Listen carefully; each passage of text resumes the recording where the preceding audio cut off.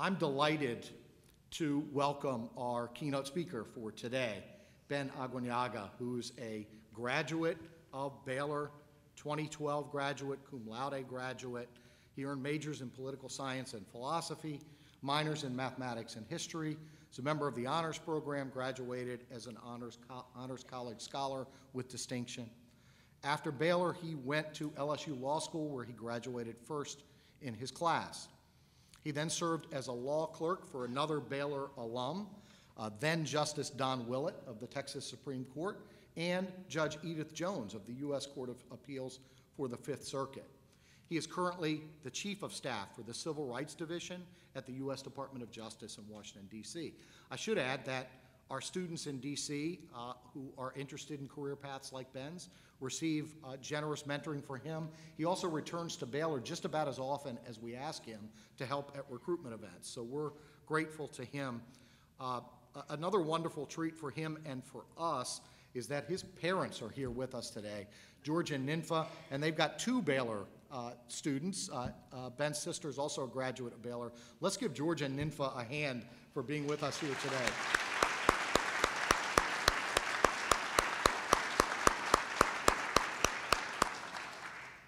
The last thing I want to say about Ben before he comes up to speak is to announce the big news that he received recently, which is that he's been selected to serve as a law clerk to the United States Supreme Court Justice Samuel Alito.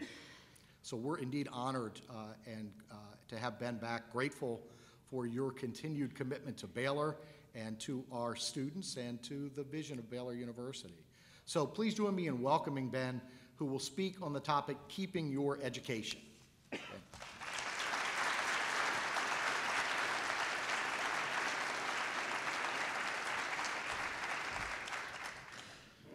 Well, thank you, Dean Hibbs, for that kind introduction.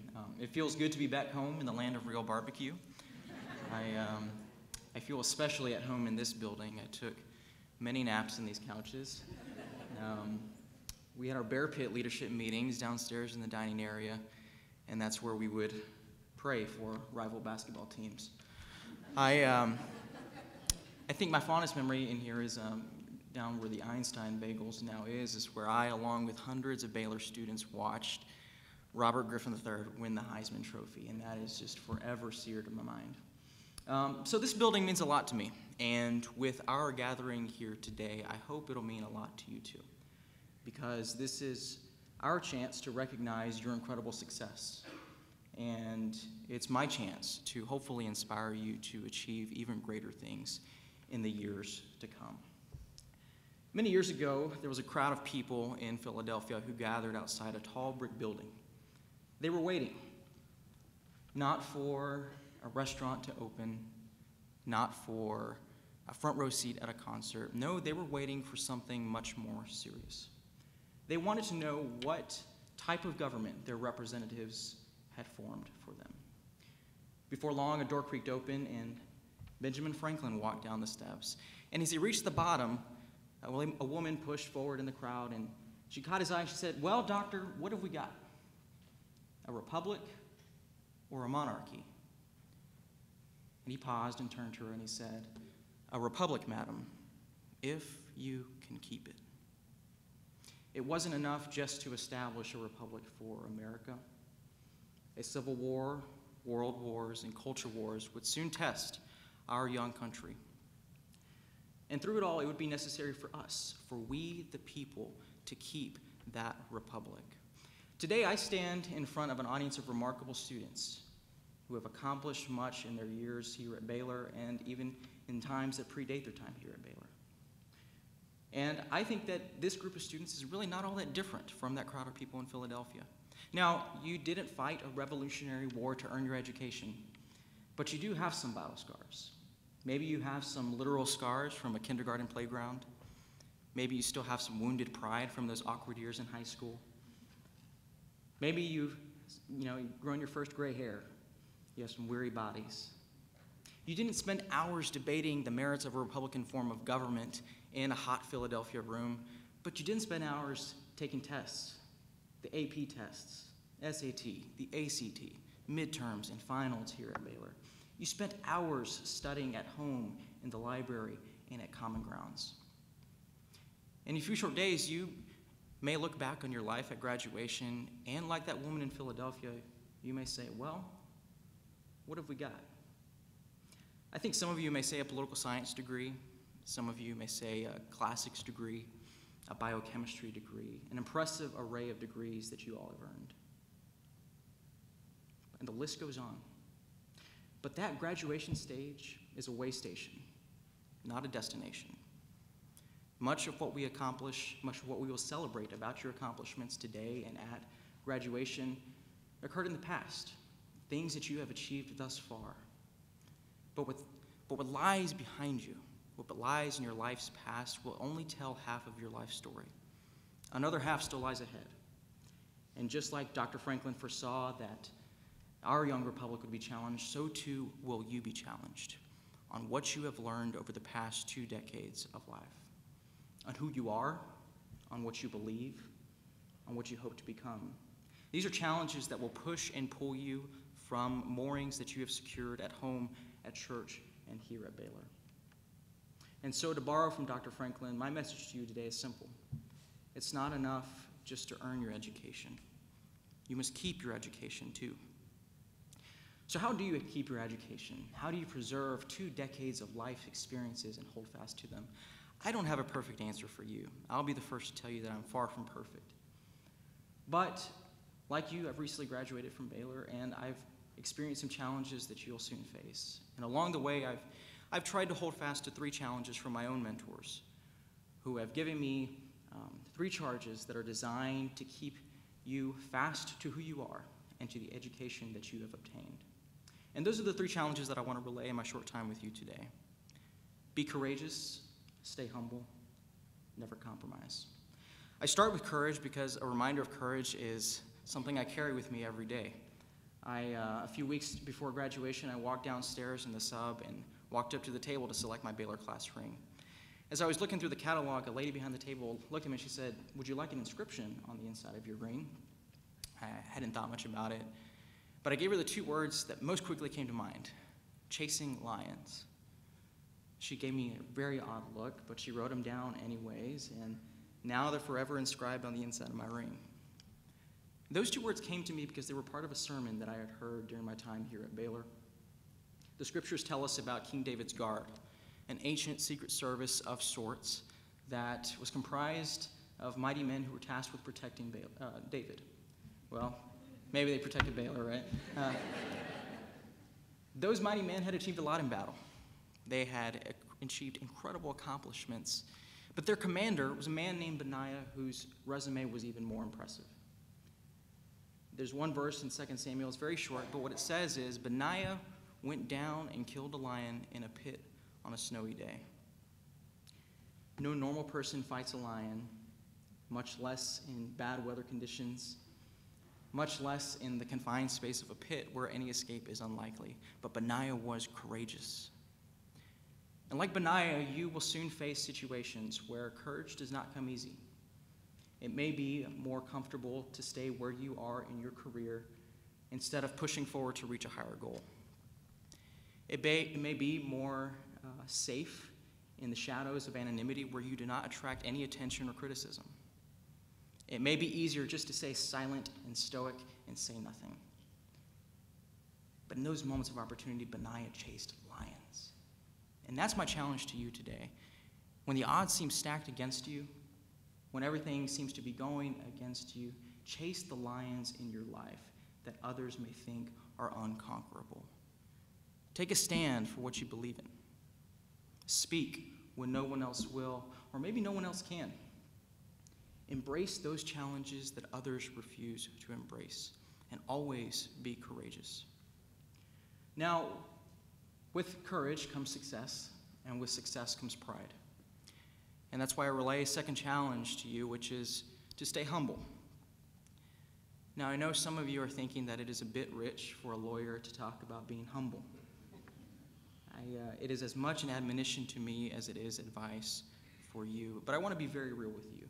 The honor and the recognition that you receive today will not mark the last time that you are honored for your success. You are here today because from day one, the trajectory of your undergraduate education has gone up. And that's only the beginning. Some of you are going to go on to make remarkable advances in the sciences. Some of you may well go on to be politicians that lead our country. Some of you may own multi-million-dollar corporations. Trophies, plaques, certificates, they'll all be in your office walls. Newspaper articles will sing your praises. Throngs of people may even chant your name. But when you reach those mountaintops, when you know without a shadow of a doubt that history has its eyes on you, I hope that you'll choose humility over pride. I remember one lady who made that choice when I was here at Baylor. She's been featured numerous times in the Lariat, in Waco In Magazine, on Facebook, on Twitter, all the social media platforms. She has t-shirts with her face and name on them. She's received numerous awards. And somebody told me recently that just this week, a photo opportunity with her was the main attraction, or one of the main attractions, at Dia del Oso this year. She's reached celebrity status many times over, and she has every reason to be proud. But if you've ever been to Memorial Dining Hall and you've met Miss May, you know she doesn't have a single prideful bone in her body. Her eyes are full of kindness, her words are sincere, and her heart truly overflows with love. Whether she's had a bad day or a good day, whether you've had a bad day or a good day, she's going to greet you the exact same way every time. With a smile, with warm cookies, and a warning that they're hot. A celebrity with the servant's heart. Tim McGraw recently wrote a song that you'll recognize. He says, "When the dreams you're dreaming come to you, when the work you put in is realized, let yourself feel the pride, but always stay humble and kind." Your dreams are going to come true. Your work will be realized. And as you enjoy more and more success over time, I hope that you'll take Miss May's humble spirit with you, that you'll always stay humble and kind. We've talked about courage and we've talked about humility, but in many ways I have saved the weightiest challenge for last. And that is this: never compromise. Now, I'm not talking about whether you should deign to use a PC computer instead of a Mac, whether you should drink decaf coffee, or whether, God forbid, you eat brisket with barbecue sauce. No, I'm talking about the things that matter in life. The things that really matter. You will inevitably be asked at some point in life to fudge just a little bit on the virtues and values that you have acquired over the past 2 decades of life. You may be asked to take a shortcut here or to turn in a subpar project there. Time pressure and peer pressure will try to alter your life's course. And when you think nobody's watching, perhaps you'll be tempted not to correct course. But in those moments of temptation, I want you to think about a group of people who stared down the temptation on a daily basis. There were medieval stonemasons who built massive cathedrals that still stand today. And as part of those projects, they would spend months and months alone on the gargoyles, these little creatures that sit high atop those cathedrals. They were placed so high, often, in fact, that when they were done, when the project was done, nobody could see them from the ground. The stonemasons could have cut out the gargoyle phase of their projects. They could have saved themselves months of work, and nobody would have noticed. Yet, they carved on. Why? They did so, the story goes, because they were carving for the eye of God. Much like those medieval stonemasons, you're going to stand at the pinnacle of substantial success. You could stop carving. You could take a shortcut and nobody would be any the wiser. You're talented enough to get by on what you've done thus far. But it was in those moments of temptation when compromise seemed like the easy way out that the stonemason paused to look up at the sky. And then he picked up a hammer, selected a chisel, and began to carve once again.